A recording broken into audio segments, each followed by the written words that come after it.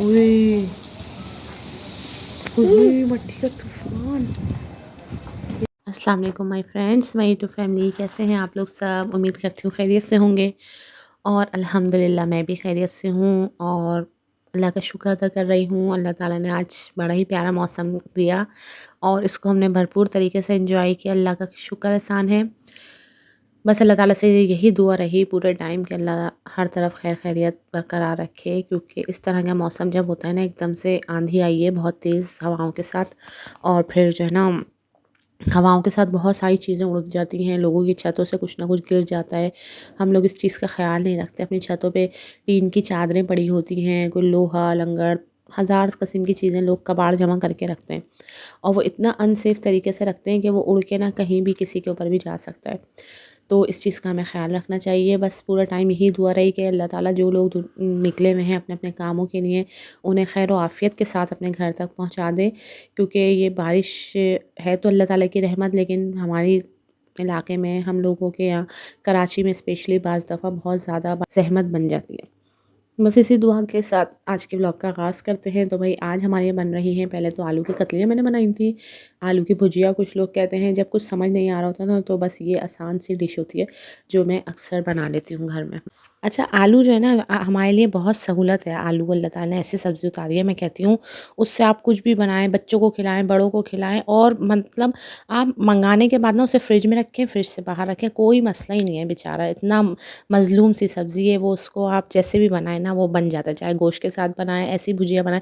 अभी तो देखिए मैंने इसमें इतने सारे मसाले डाल भी दिए हैं, जैसे मैंने डाला इसमें मेथी दाना, कलौंजी और ज़ीरा पहले मैंने डाल दिया था, फिर उसमें टमाटर डाल के फ्राई किए, अब उसमें मैंने कुटी हुई मिर्चें, हल्दी और नमक डाल के फ्राई किया है।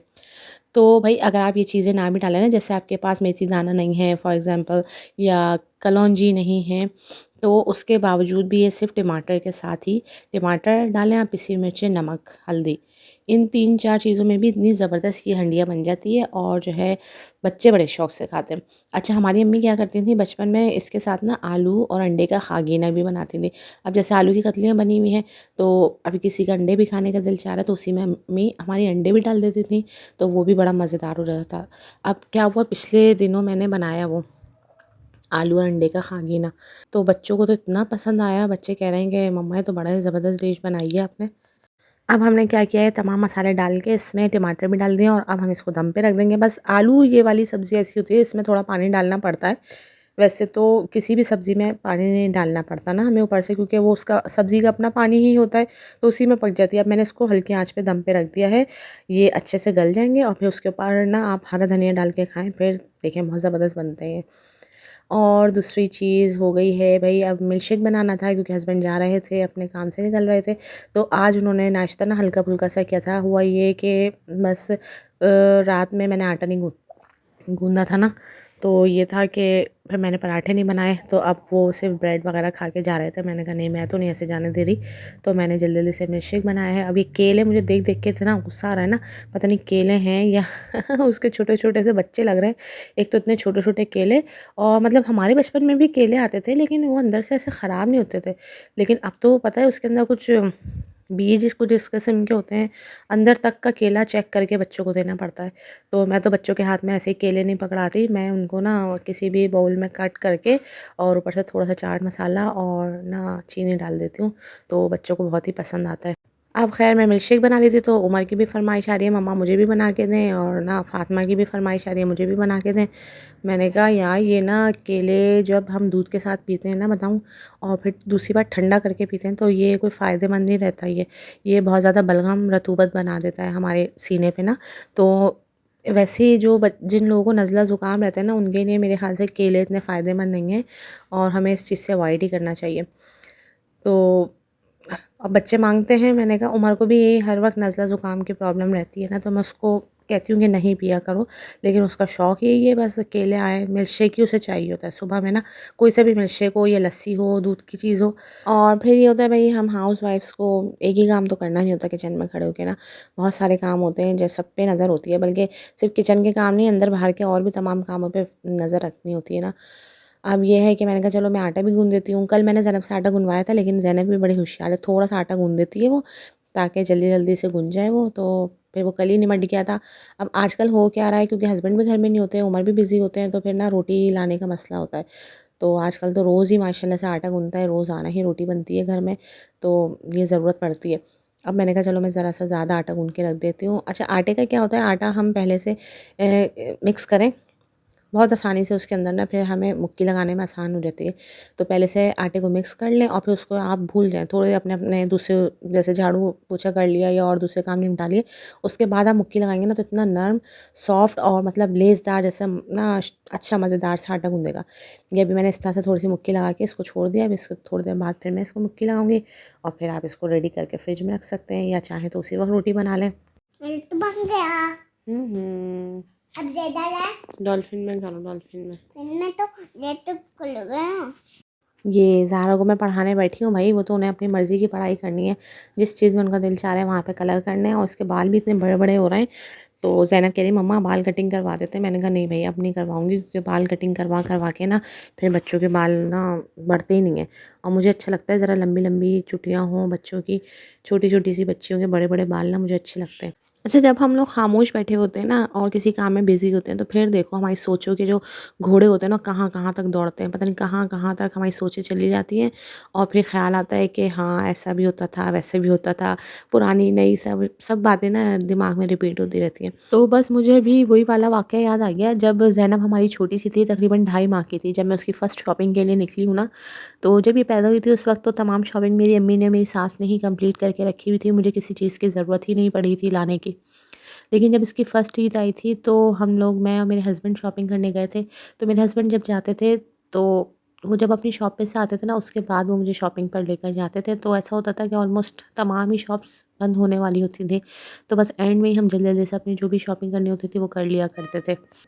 अब उस दिन भी हमने इसी तरह शॉपिंग की और मेरे हस्बैंड अपनी गाड़ी की जो चाबी थे ना वो किसी दुकान पे रख के भूल गए थे।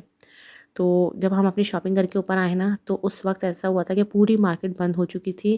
बस चंद दुकानें खुली रह गई थी जहाँ पे हम अपनी चाबी ढूँढने के लिए गए थे नीचे ना। तो आप यकीन करें उस वक़्त बेसमेंट में जब मैं गई हूँ ना, ऐसी मेरी हालत थी, एक तो फ़ैन वग़ैरह सब क्लोज़ हो जाते हैं।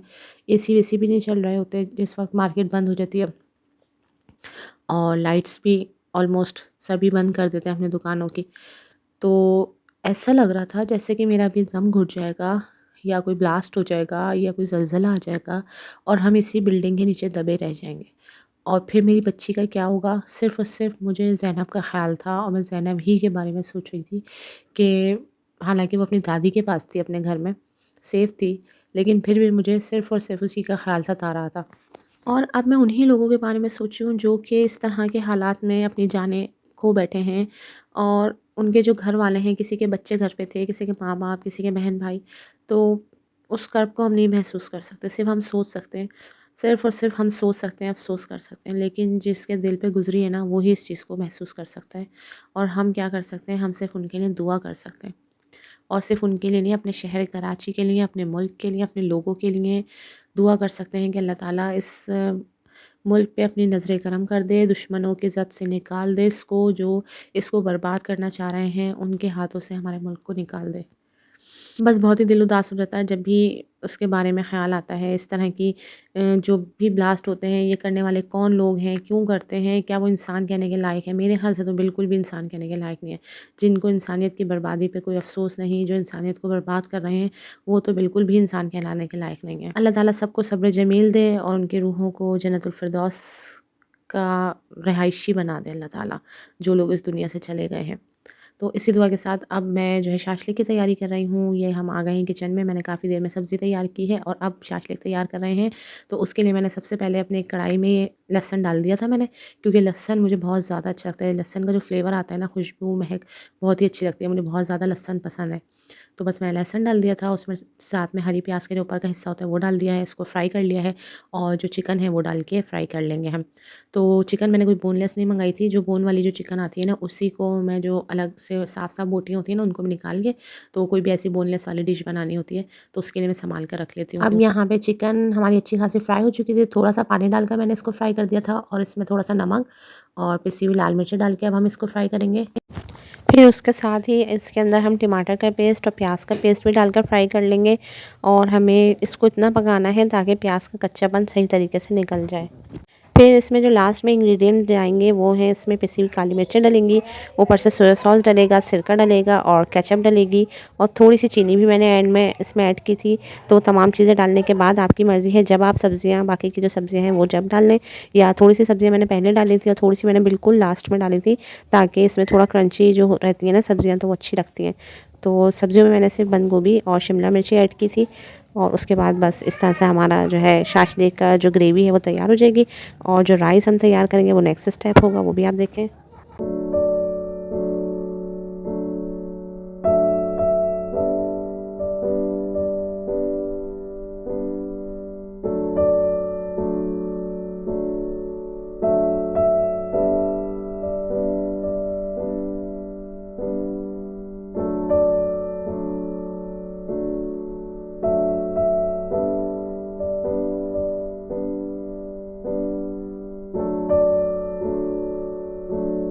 और आप देखें एकदम से अचानक से इतनी तेज़ हवाएँ चली थी, इतनी तेज़ हवाएँ चली थी, छत पे से धड़-धड़, धड़-धड़ की आवाज़ आ रही थी और ना बहुत ही खौफ़नाक हवाएँ चल रही थी। तो मैंने बस बच्चों से कहा, मैंने कहा खिड़कियाँ वगैरह सब बंद कर दो, अंदर आ जाओ। लेकिन फिर मैंने कहा थोड़ी-सी वीडियो मैं बना लेती हूँ। तो वीडियो बनाने आई थी, बस तो हवा चली है, एकदम से तेज़ हवाएँ चली हैं, मिट्टी धूल इतनी उड़ने लगी थी। फिर उसके बाद बारिश स्टार्ट हो गई थी। तो बड़ा ही प्यारा मौसम हो गया था। सो फ्रेंड, ये थी आज की वीडियो। उम्मीद है कि आपको पसंद आई होगी। पसंद आए तो लाइक ज़रूर करें, चैनल को सब्सक्राइब करें और मुझे दें इजाज़त किसी नई वीडियो तक के लिए। फिर मिलते हैं इंशाअल्लाह ताला, जब तक के लिए अल्लाह हाफ़िज़।